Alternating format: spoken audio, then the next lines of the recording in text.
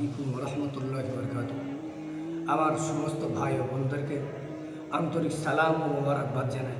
আজকে আমরা যে বিষয়টা নিয়ে ভিডিও করছি সেটা হলো রসুল করিম সাল্লাল্লাহু আলাইহি ওয়াসাল্লাম তানার জবানে বর্ণিত 40টি হাদিস এবং আল্লাহ পাক রব্বুল আলামিন পবিত্র কালামুল্লাহ শরীফ থেকে 40টি কোরআনের আয়াত।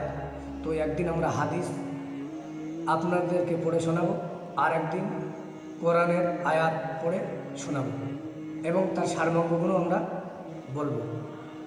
তো সাথে সাথে এই হাদিস এবং কোরআন শুধু শুনলে হবে না, আমাদেরকে আমলে পরিণত করতে হবে এবং কাজে লাগাতে হবে।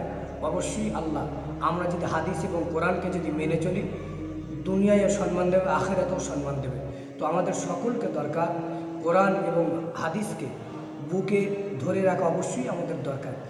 যাই বা হোক, আমি হাদিসটা শুরু করছি। ইন্না খিয়ারাকুম আহাসিনুকুম আখলাকাম।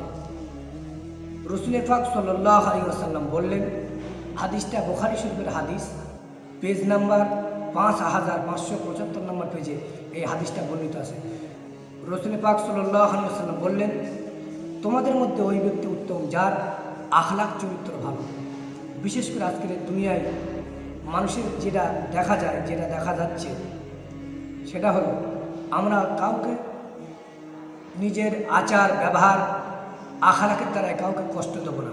আমরা সব একে অপরকে ভালোবাসবো, সকলকে মহাব্বত করব। সে যে ধর্মের মানুষ হোক না কেন, সকলেই আমার কাছে সমান। এই বলে আমি আজকের হাদিসের সারমর্ম এখানে শেষ করছি। ওমা আলাইনা ইল্লাল বালাগ।